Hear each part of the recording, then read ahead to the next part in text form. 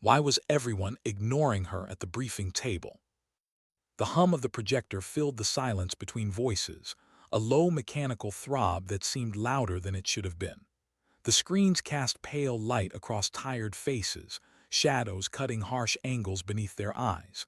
Maps glowed red and blue across the wall, territories marked, danger zones circled. A valley, a village, coordinates that meant little to most but burned into her memory like a brand. The colonel stood at the head of the table, finger jabbing across the terrain. Insertion at 0400, minimal exposure. We move in, extract, and move out. Clean, swift. Voices followed, questions stacked on questions. What about the ridgeline? How strong's their comms net? Extraction point if things go south.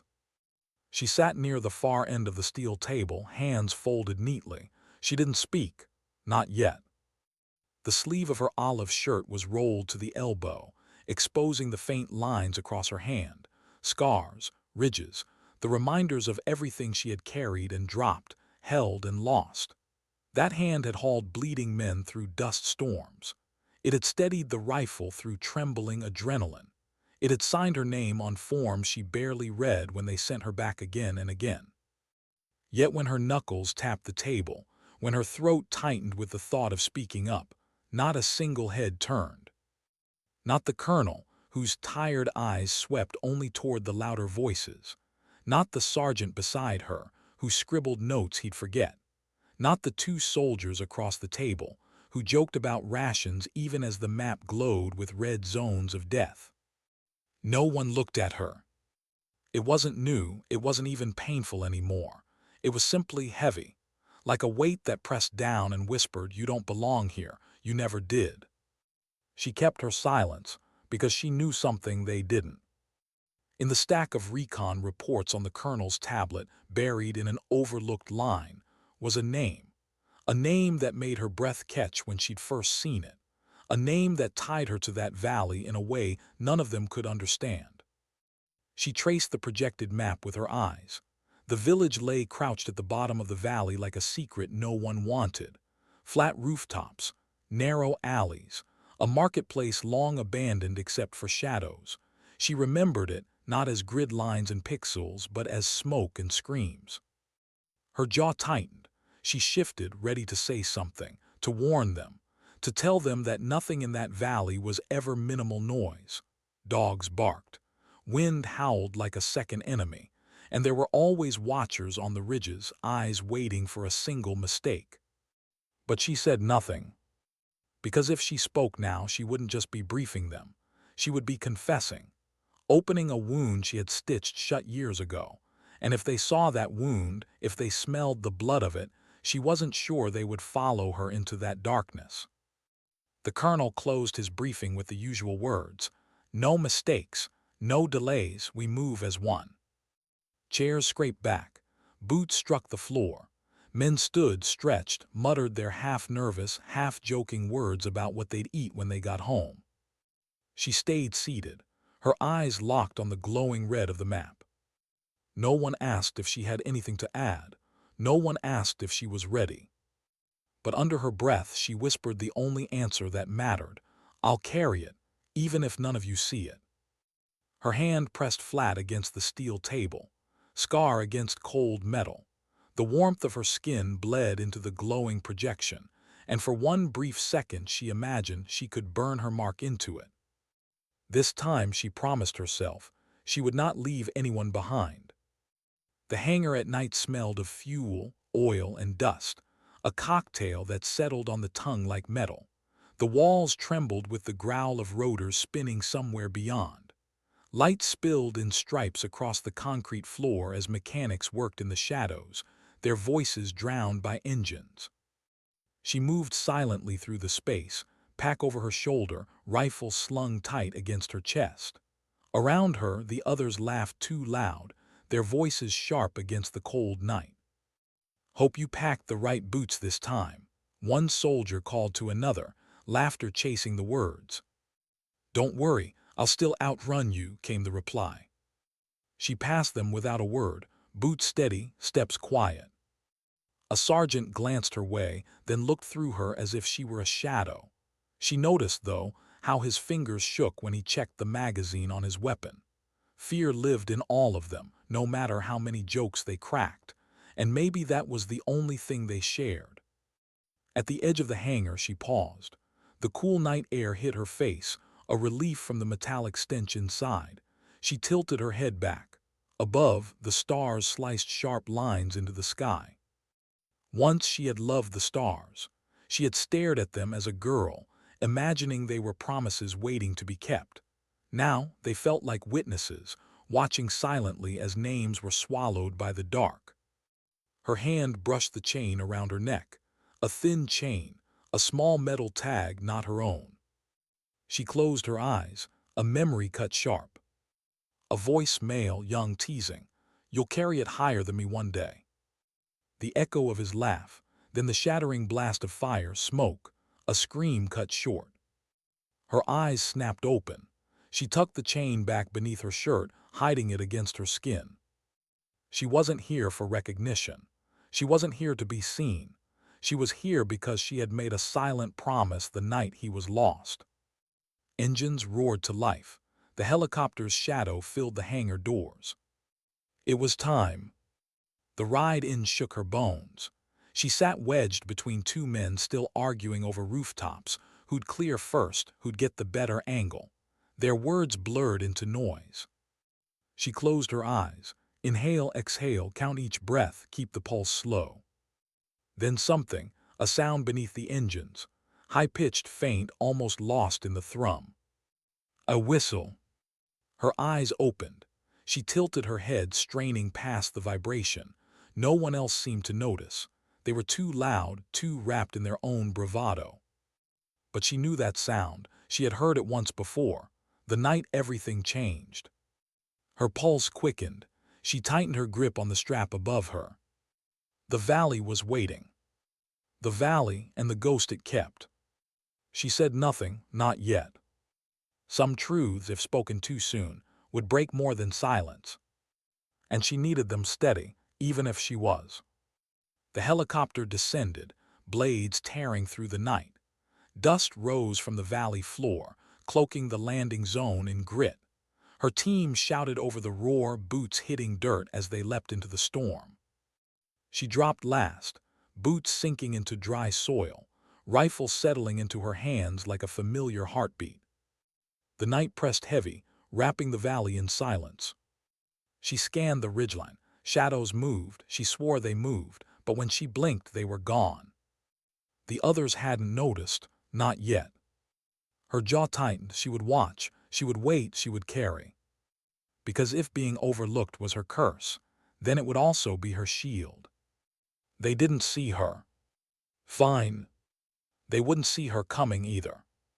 She crouched low, dirt crunching beneath her boots, as the dust storm from the rotors finally settled.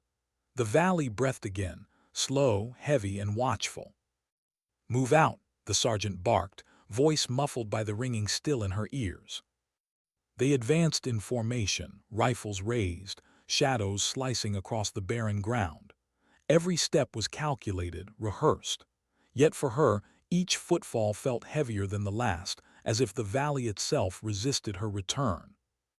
Her eyes flicked upward.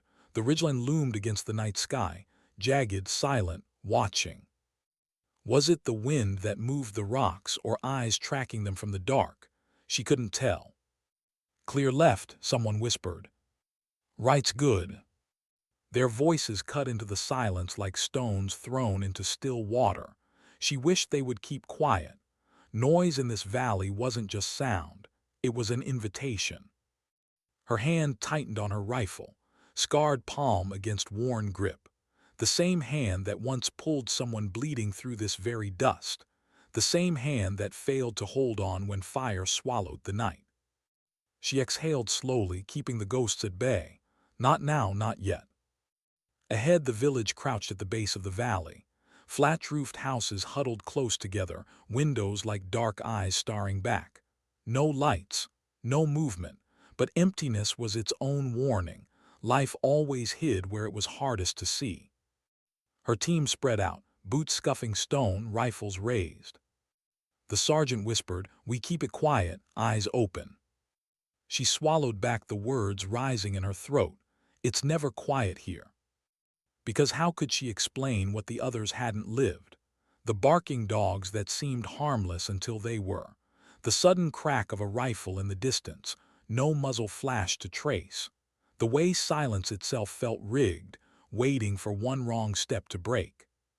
Her boots touched the cracked edge of the first street. Her breath slowed. The smell of old smoke clung faint in the air, like the valley never forgot. A memory pried its way back. Flames climbing from a roof, a body in the dust, a boy's voice shouting her name before it broke into silence. Her throat tightened. She blinked hard, pushing it away. She couldn't afford the wait, not here, not now. The team moved house to house. Doors creaked open, hinges dry. Rooms lay empty, only the ghosts of meals half-eaten, clothes folded on shelves, children's toys left behind. Clear, clear. Each word echoed too loud in the stillness. She kept her rifle trained on the rooftops, eyes catching every shadow that lingered too long. At one doorway she paused. Her flashlight's beam cut across the floor. Dust, broken glass, a single shoe too small for any of them. Her chest ached. She knelt, gloved fingers brushing the shoe aside, and for a second the air smelled of burnt cloth. She remembered the scream again. Remembered the way her hand slipped when it should have held on tighter. "Hey," a soldier called. "You good?" She nodded once, standing, eyes hard. The soldier shrugged and moved on. He didn't see the way her jaw trembled. Didn't see how her fingers dug into her rifle as if it were the only thing keeping her upright. Being unseen had its price, but sometimes she thought maybe it was safer this way. They regrouped in the marketplace. Empty stalls lined the square, their wooden beams splintered, canopies torn and left to flap weakly in the wind. "Nothing here," the sergeant muttered. "Looks abandoned." But she knew better. Abandoned never meant safe. Abandoned meant someone was watching, waiting for the moment when you believed the lie. She scanned the rooftops again, and then there a flicker. Not movement, not sound, just the faintest glint, like glass catching starlight. Her stomach dropped. "Scope." She opened her mouth, but the crack of the shot came first. Stone shattered near her shoulder. Dust sprayed across her face. "Contact," someone yelled. Chaos ripped the square apart. Boots pounded stone. Shouts crashed against each other. Rifles snapped to rooftops, muzzle flashes lighting the night. She pressed against a wall, heart hammering. The glint had vanished. But she knew they were pinned. "Up top, north side," someone shouted. "No, east, I saw it east." Too many voices, too much panic. She forced herself to breathe slow and steady, even as bullets cracked the air. She peered around the corner. The ridgeline loomed above the rooftops. Shadows shifted in the high ground, watching, waiting. This wasn't random, this was planned. The valley never forgot. Her mind flashed back. Another night, another ambush. Fire pouring down from above. Screams swallowed by smoke. Her hand grabbing, pulling, failing. She shook it off. The past was here, yes, but this time she was not letting it win. She steadied her rifle, sight aligning with the ridgeline. Breath in, hold, she squeezed. A shadow dropped. The chaos stilled for half a heartbeat, enough to breathe, enough to think. The team pressed tighter against walls, regrouping. The sergeant's face was pale, eyes darting. He looked younger in that fear than he had an hour ago. "Snipers on the ridge," he muttered. She wanted to say, "I told you," but she swallowed it. Silence was her armor. Another soldier leaned against the wall, chest heaving. He whispered, "I left my kids drawing in my pack, said it would keep me safe. Guess I was stupid, huh?" His laugh cracked under the weight of it. She shook her head. "Not stupid." Her voice was low but steady. "It means you remember why you're here." His eyes flicked to her, surprised she had spoken at all, but he nodded. his hand steadied on his rifle. Sometimes, she thought, words didn't need to be loud. They just needed to be enough. The night dragged, every second stretched by silence and the threat of another shot. They moved through the alleys, shadows pressed against shadows. She led without meaning to. Her eyes caught details the others missed, the way sand shifted too smoothly across a rooftop edge, the faint smell of powder carried on the wind. They didn't call her name, didn't thank her, but they followed where her boots led. At the edge of the village, she paused. The valley opened before them, and in that dark expanse lay the real danger.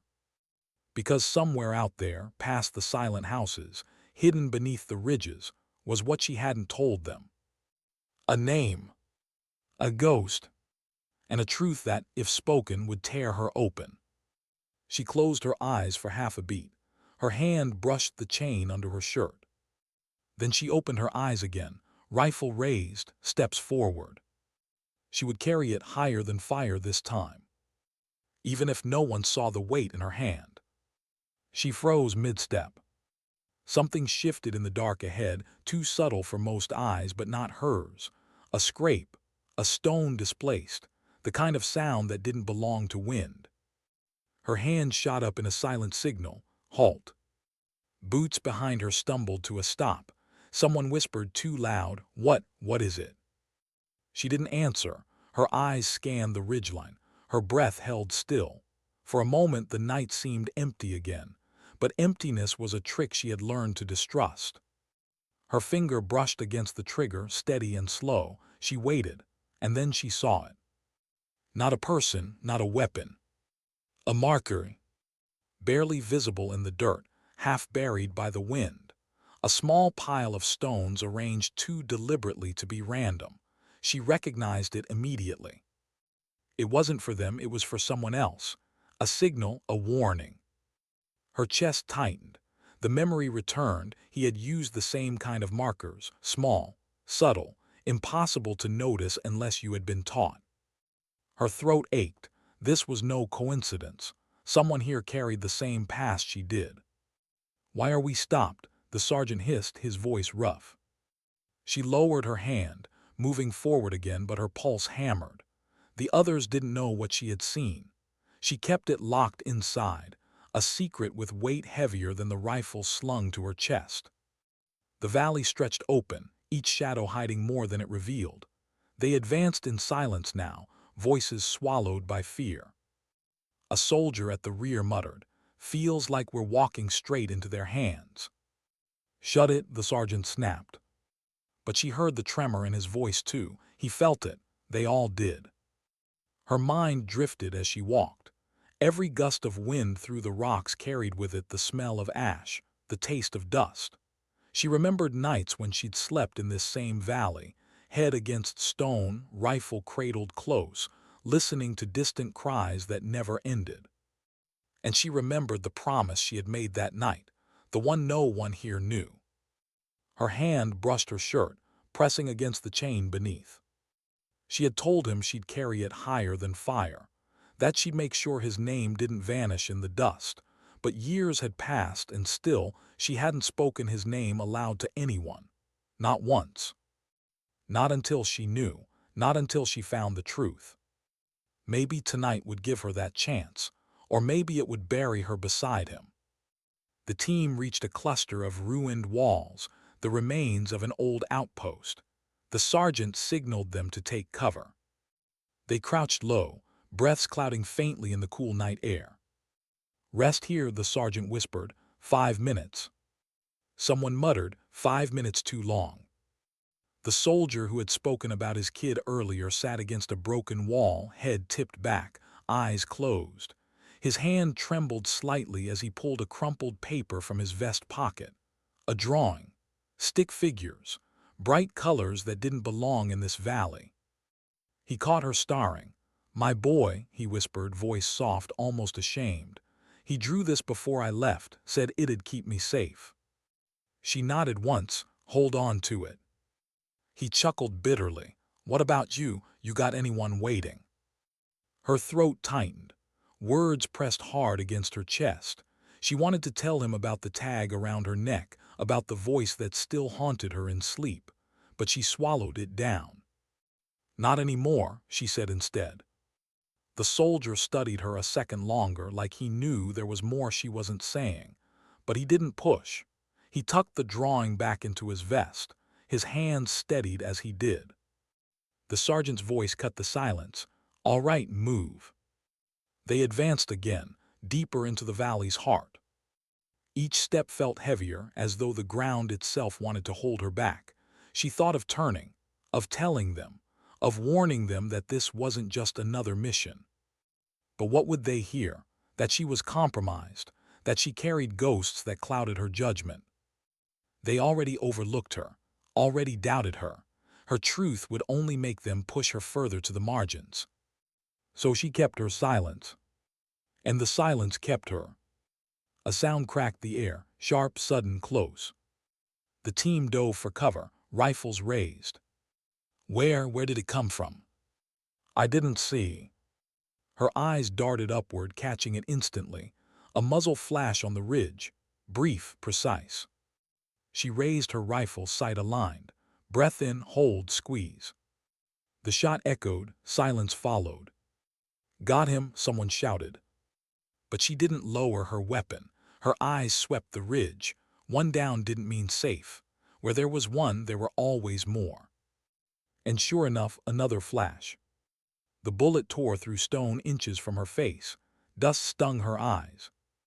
Her heartbeat thundered, but her hand stayed steady.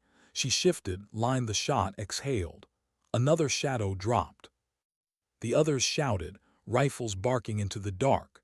Muzzle flashes painted the rocks. The sergeant's voice broke through the chaos. "Push forward, go, go." They moved, boots pounding, lungs burning. She stayed at the rear, rifle snapping up with precision. Every shot she took wasn't just training, it was memory. It was survival carved into her bones. And yet each trigger pull dragged her back. To him, to that night, to the promise. The firefight faded as quickly as it came. The ridgeline went still, silence stretched, taut and fragile. The team gathered, breaths ragged, eyes darting. "Think that's all of them?" one whispered. "No," she murmured. Her voice was low but certain. "They're waiting." Heads turned toward her, surprised she had spoken at all. The sergeant frowned. "What makes you so sure?" She hesitated. The truth pressed at her lips. Because she had been here before. Because she knew their tactics. Because she still carried the scars of their traps. But she couldn't say that, not yet. "Just trust me," she said instead. The sergeant studied her, skepticism hard in his eyes. But then something shifted.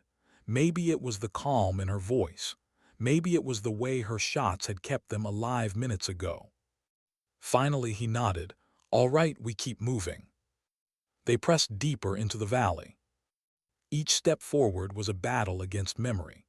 She remembered the last time she had walked these same paths, the smell of burning wood, the screams swallowed by fire. She remembered his hand in hers, warm, desperate, and how it had slipped away in the smoke. Her scar throbbed, phantom heat crawling across her palm. She flexed her fingers as if the act could erase the past. The valley whispered around them. The wind dragged grit across stone. Distant echoes teased the edges of hearing. And then, faint but clear, came a sound that froze her blood. A voice. Not close, not distinct, but familiar. Her chest constricted. It couldn't be. It wasn't possible. But the sound carried again, torn by the wind. A voice she knew. Her lips parted, but no sound came. She couldn't tell them, couldn't explain. Instead, she tightened her grip on her rifle, forcing her legs forward. If it was real, if it was truly him, then this mission wasn't just survival. It was redemption. She gripped the railing tighter than she realized, her knuckles whitening as the convoy rolled out beneath the desert sun. Dust swirled behind the trucks, swallowing them in a moving cloud, and for a moment she thought the earth itself was trying to pull them back, hold them down, stop them from stepping further into what they couldn't see. The radios crackled with clipped voices, coded words, orders. Yet behind the codes was a silence, a kind of fear no one admitted aloud. She caught her own reflection in the side mirror of the armored vehicle, her face half hidden beneath a scarf, eyes shadowed from the glare. To anyone else, she looked like another soldier, prepared, composed. But beneath the layers, she felt the ache of something unspoken. Why did her chest feel so heavy? Why, when the engines rumbled and the mission pushed forward, did she feel as though she was walking into a storm that had been waiting for her all along? The lieutenant inside the lead vehicle glanced back at her. His lips moved, forming words she barely heard over the static. "You good back there?" It was simple, almost casual, but it was the kind of question that cracked open everything she wanted to bury. She forced a nod, forced a thin smile. Good, fine, ready, the same answer she always gave. But there was something she hadn't told them, not yet. The terrain stretched into endless ridges, jagged lines against the blinding sky. Every kilometer they drove, she felt the distance widen not between the trucks but between herself and the life she once had. She remembered the letters she never sent, the voice messages she deleted before pressing send, the words she rehearsed and never spoke. Her family believed she was safe. She had let them believe it. Some truths, she thought, were too cruel to share. The convoy slowed. The road narrowed. The village they were tasked to pass through appeared ahead, mud walls baked under centuries of sun, alleys twisting like veins. Children ran barefoot, scattering as the rumble of armored wheels drew near. A man raised his hand, palm out, a gesture meant to signal peace, or was it warning? She couldn't tell. The lieutenant barked orders, windows sealed, eyes up, stay sharp. Her gaze lingered on the rooftops. A scrap of cloth swayed in the breeze. A satellite dish angled just so. To anyone else, nothing unusual. To her, something wrong. She didn't voice it. Not yet. The smell of diesel mixed with dust. The heat pressed on her chest like a weight.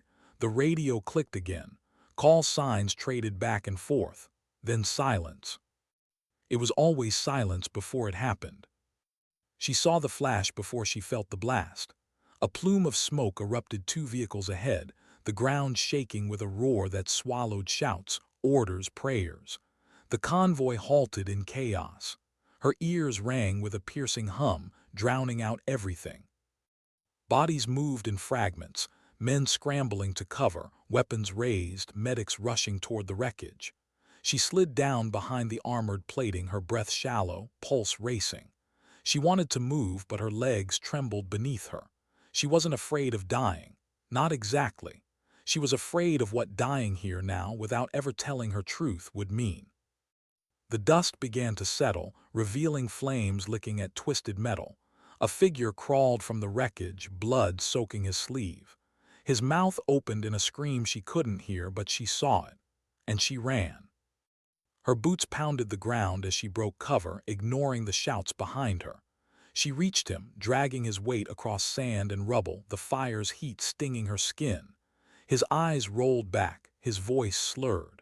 She pressed her hand against his wound, the blood warm, relentless. "Stay with me," she whispered, though her voice trembled. "Stay." But in the middle of that chaos, with bullets echoing off walls and her breath catching in her throat, she felt something strike her deeper than fear. It wasn't just about keeping him alive. It was about proving, even for one fleeting moment, that she was not invisible. That her hand, the same hand they overlooked at the table, dismissed in briefings, doubted in silence, was the hand holding the line now. They didn't see her. Not then. Not fully. But she knew what she carried, and it burned inside her stronger than the fire eating the vehicle beside them. That night, when the smoke finally cleared and the silence returned, she sat with the weight of it all pressing against her ribs. Around her, soldiers spoke in hushed voices, trading fragments of stories, regrets, laughter that sounded more like surrender.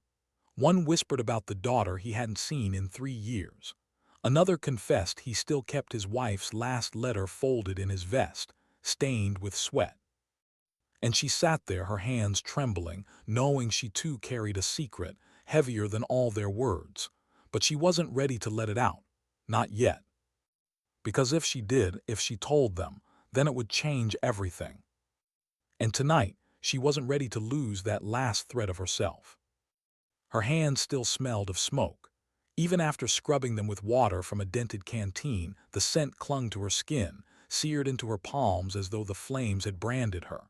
She flexed her fingers slowly in the dim light of the temporary outpost, each joint stiff, each knuckle bruised.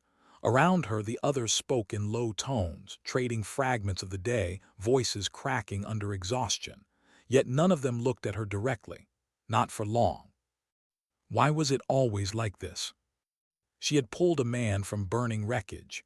She had held pressure on his wound until the medic arrived. She had risked her life in a storm of dust and bullets.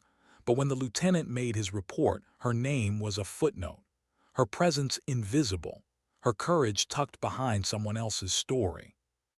She sat in silence, listening to the crackle of the radio as if it might suddenly deliver some kind of justice. It didn't. It never did. The night pressed in. The desert wind howled outside, rattling loose tin sheets, carrying with it the faint smell of fire and gunpowder. She leaned back against the wall of the outpost, helmet beside her, rifle across her knees. Her heartbeat was finally slowing, but her mind was. It kept replaying the blast, the weight of the soldier she dragged, the way his blood had soaked through her gloves. She tried not to remember his eyes, the fear in them, the desperate clinging to life. What haunted her most wasn't the violence. It was the silence that followed. The lieutenant passed by, his shadow cutting across the narrow room.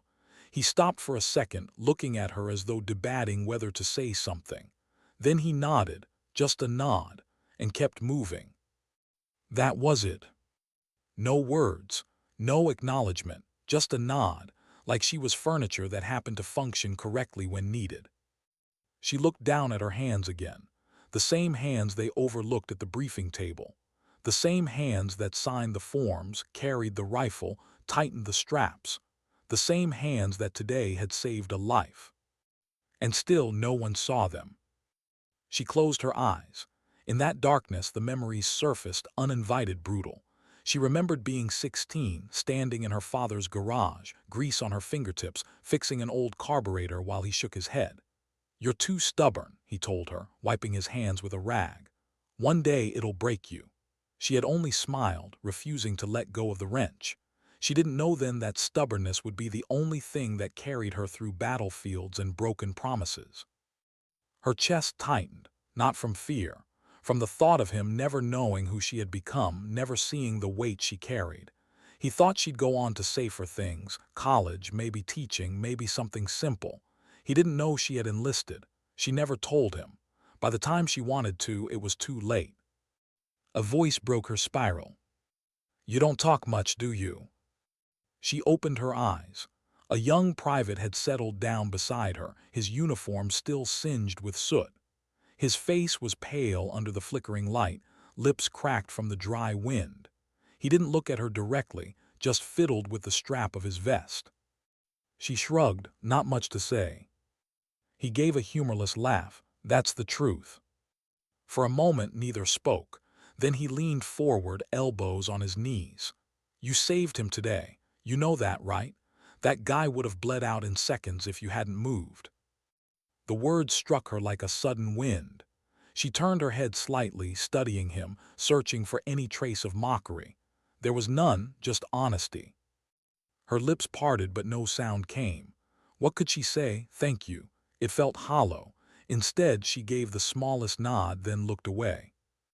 The private exhaled, long and heavy. "You ever wonder if they'll remember us?" he asked quietly. The question lodged itself deep inside her. She thought of the faces she'd already seen vanish. The names spoken once, then lost in static. The empty bunks. "Maybe not," she whispered. His jaw tightened. "Then what's the point?" She didn't answer. Not right away, because she didn't know. She had asked herself the same thing every night. The point. The word echoed in her head as she stared at her rifle, the metal cool against her hands. She thought of banners carried through history, flags raised in victory and loss, symbols that outlasted those who bore them. Maybe the point wasn't being remembered. Maybe the point was carrying it, long enough, high enough, for someone else to see. She drew in a slow breath.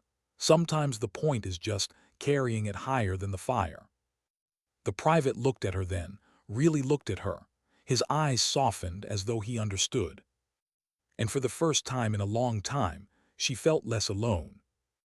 The night dragged on, orders shifted, guard rotations cycled. The desert grew colder, stars scattering across the black sky like shards of glass. She took her turn on the perimeter, rifle slung across her chest, boots crunching softly in the sand. Every shadow looked alive, every gust of wind whispered something she couldn't quite catch. But her thoughts weren't on the shadows, they were on her own silence. How long could she keep her secret? How long before the truth demanded to be spoken? She tilted her head back, eyes tracing the outline of constellations her father once pointed out when she was a girl. She remembered his voice, steady and patient, telling her to find the North Star. She had found it then. She found it now. It was still there, unchanged, unbroken. She tightened her grip on the rifle. She told herself she would speak one day, not yet, but one day. For now, she would carry the banner silently. Even if they overlooked her hand, even if they ignored her name, she would hold it steady. Because sometimes dignity doesn't ask to be seen. It simply acts. Her boots sank slightly into the loose sand with each step, the desert's night air biting against her cheeks. She walked the perimeter in silence, the world reduced to the rhythm of her breath, the crunch of gravel, the whisper of fabric brushing against her gear. Every soldier who had ever walked a line like this knew the weight. It wasn't just about watching for movement. It was about wrestling the quiet, the thoughts that crept in when the radios fell still. She kept her eyes forward, but her mind was somewhere else. Why was it that when she closed her eyes, she didn't see the fire from the convoy or the blood on her hands? She saw her brother, his face the night she left home, his confusion when she hugged him too tightly at the bus station, her hand lingering on the back of his head as though trying to memorize the shape of it. He never knew why her voice broke when she told him she'd be gone for a while. She never gave him the truth. And she still hadn't. The truth pressed against her ribs every day, clawing to get out. She was more than just another soldier with a rifle. She carried a reason for being here that no one around her could guess. And yet, every time she thought she'd speak it aloud, the words died in her throat. Because once spoken, it could never be taken back. Once spoken, it might shatter the image of her they needed her to be. She paused at the edge of the camp, her silhouette etched against a sky littered with stars. Somewhere out there, beyond the horizon, was the mission waiting for them. A new village, a new risk, a new unknown. But in the quiet before dawn, she wondered, what if tomorrow is the day I can't walk back? What if tomorrow is the last chance to tell the truth? Her hand curled around the strap of her rifle. She squeezed until her knuckles burned. Footsteps crunched behind her. She spun quickly, rifle raised halfway before recognizing the figure. The same young private who had spoken to her the night before. His face, pale and hollow under the dim glow of a lantern, looked older than it had hours ago. War had a way of aging people in minutes. "Couldn't sleep?" she asked quietly, lowering her weapon. He gave a small shrug. "Does anyone sleep here?" His attempt at humor fell flat. She almost smiled, almost. For a while they walked together along the line, their shadows stretching long and thin. He spoke first. "You ever think about what comes after this, if there is an after?" She glanced at him. His voice carried no bravado, no mask, just raw fear he didn't know how to bury yet. "Every day," she admitted. "What do you see?" The question surprised her. She expected silence, not curiosity. What did she see? She thought of her brother, of the letters she never mailed. She thought of a quiet porch, of sunlight on leaves, of laughter that didn't have to be earned through survival. But she also thought of the faces of the fallen, how they haunted her sleep, how they stared without blinking.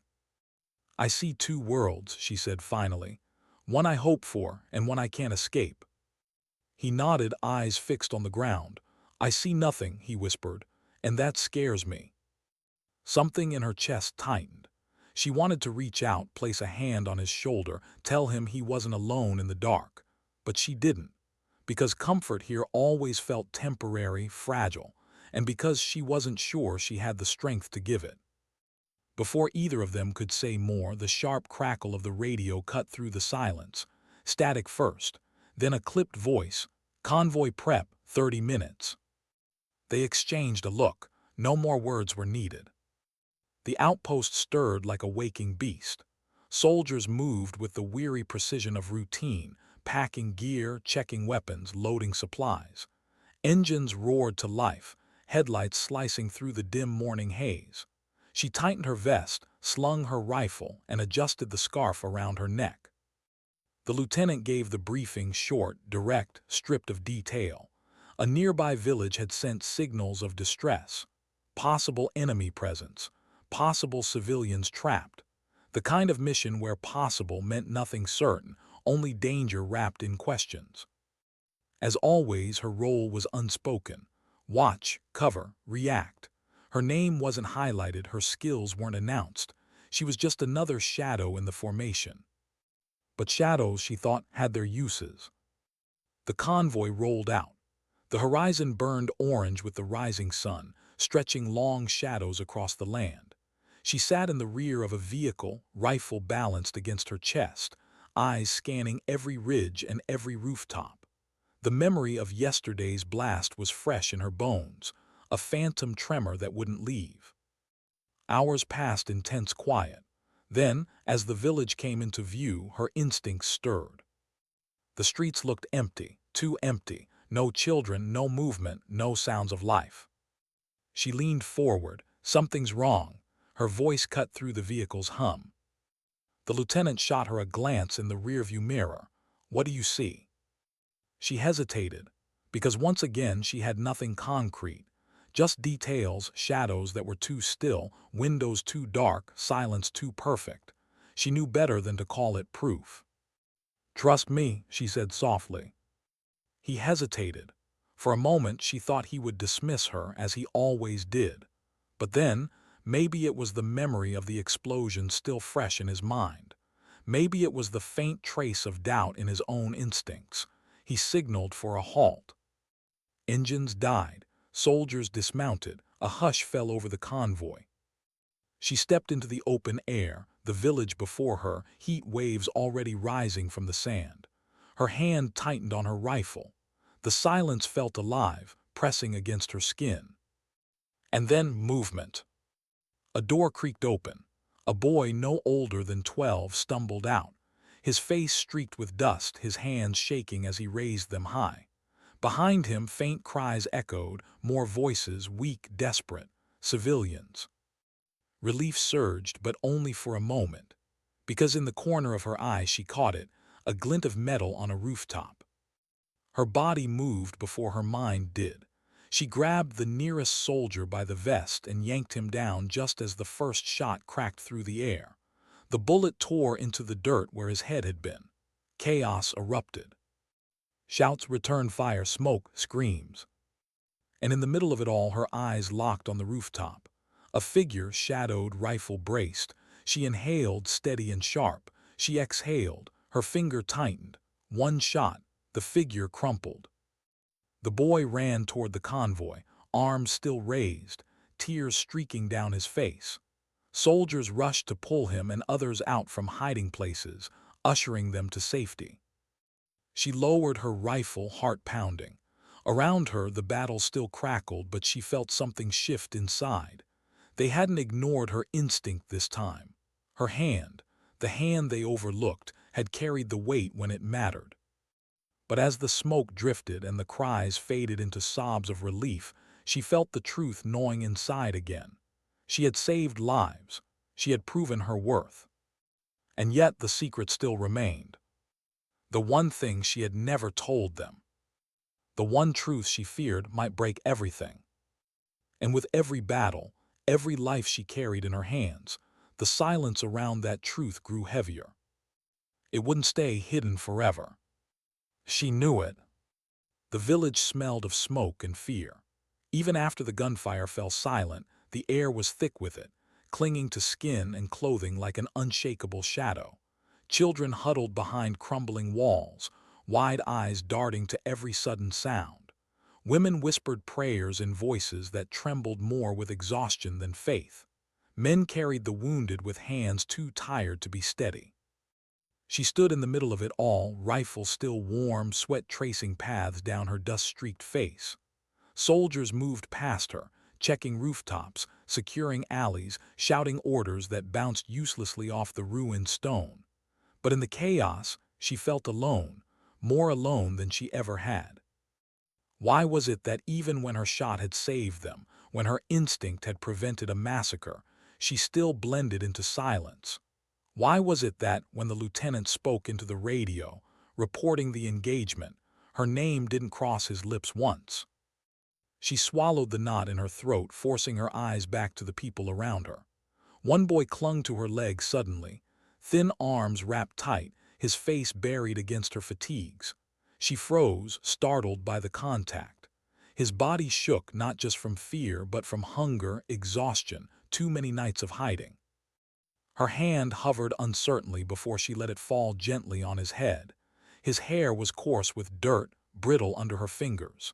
He whispered something she didn't understand, a string of words in a language she hadn't yet learned. But she didn't need to. The meaning was clear. He was thanking her. And for one fleeting heartbeat, she felt seen. But only by him. She released a long breath and looked away, scanning the horizon. Because deep down, she knew the war didn't care about moments like this. Gratitude was fragile. It didn't shield you from bullets. It didn't erase the secret you carried. The convoy regrouped. They had civilians to evacuate now, an unexpected burden, one that stretched their supplies thinner than anyone liked. The lieutenant paced near the vehicles, muttering curses under his breath as he relayed instructions. She watched him, wondering if he even realized he owed her a life. Maybe two, maybe more. But again, no glance came her way. Later, as the sun bled into the horizon, they set up camp on the village outskirts. The wounded were tended to. The rescued huddled near makeshift fires. The soldiers settled into uneasy rotations of rest and watch. She sat apart as always, cleaning her rifle slowly, methodically, as though each pass of the cloth might wipe away more than dirt and carbon. The boy who had clung to her earlier sat nearby now, gnawing on a stale ration bar someone had given him. His eyes never left her. And it unnerved her. Because he looked at her the way no one else did, with recognition, with certainty, as if he knew. She turned her face away, hiding from the thought that clawed at her. Maybe he sees the truth I've kept from the others. Her hand stilled on the rifle, the truth. For years she had buried it. For months on this deployment she had masked it. But with every mission, every life saved, every moment where silence weighed heavier than bullets, she wondered how long before it came out. She wasn't supposed to be here, not really. Not as who they thought she was. She tightened her grip on the rifle until her knuckles burned. If they knew, if the lieutenant knew, if command knew, it would unravel everything. She would no longer be the soldier they overlooked. She would be the soldier they removed, the one they sent away. And she couldn't let that happen, not yet. Not until she carried the banner higher than the fire. Night deepened. The desert cold cut sharp against exposed skin. She wrapped her scarf tighter, her gaze fixed on the stars. The young private approached again, the one who had begun to notice her more than the rest. He sat down beside her without asking, his silence almost companionable. After a while he spoke, "You're different." She tensed, "Everyone's different out here." He shook his head. "No, I mean you carry yourself like you're fighting two wars, the one out there," he gestured toward the darkness, "and the one inside." Her chest constricted. For a moment she couldn't breathe. Had he seen through her? Did he know?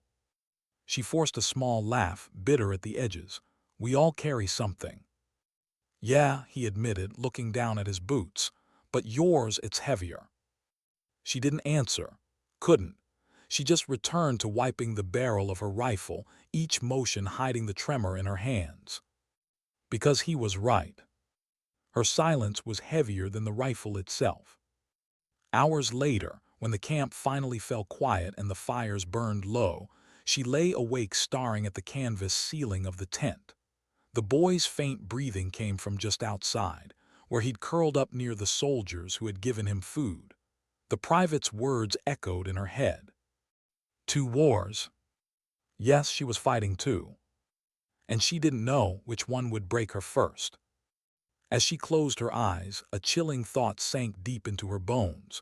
The truth she carried would not stay buried much longer. War had a way of ripping masks off. And when hers fell, it would not just change how they saw her. It might change everything. She turned on her side, whispering words no one else could hear.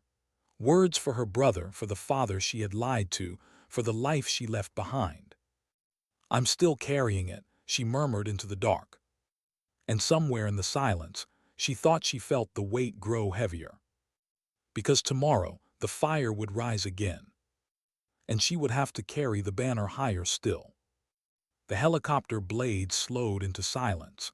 Dust settled across the barren ridge. For the first time in days, no one spoke. It was as though words themselves had become too heavy to lift. She sat apart from the others, the banner still in her hand. It wasn't really a banner, of course, just a torn strip of camouflage cloth, caught in barbed wire during the last desperate push. But when she had raised it in the smoke and fire, the others had seen it, and they had followed. Now in the hush of survival she studied it. The frayed threads were stiff with ash. It smelled of burned steel and blood. And yet, it was the only thing that didn't feel broken. A medic dropped beside her, exhaustion written in his eyes. "You carried us further than we should have gone," he whispered. She didn't answer. The cloth trembled slightly in her grip, not from weakness, but from the weight of everything that had passed through those hands. There had been moments when she thought she couldn't go on, when silence threatened to swallow her, when her body screamed to stop. But there was something deeper inside her, unspoken, carved from the very marrow, a refusal to let despair be the final word. One by one, the survivors gathered near. No grand speeches, no declarations of victory, just quiet nods, steady eyes, the kind of recognition that doesn't need language. She remembered the faces of those who hadn't made it, their laughter, their regrets, the fragments of stories they'd shared on long nights. The field around her still echoed with them, like ghosts that refused to leave. And in that moment she understood, war doesn't end when the shooting stops. It lingers, in silence, in dreams, in the small rituals of memory. She pressed the torn cloth to her chest, for the fallen, for the forgotten, for the quiet strength that no metal could ever honor. The sun dipped lower, painting the horizon in fire and gold. Someone asked what they should do with the cloth. She looked up, eyes steady, voice soft. "We don't burn it, we don't bury it, we carry it always." A hush followed. Even the wind seemed to hold still. Because sometimes dignity doesn't speak. It doesn't shout. It doesn't demand to be seen. It simply acts.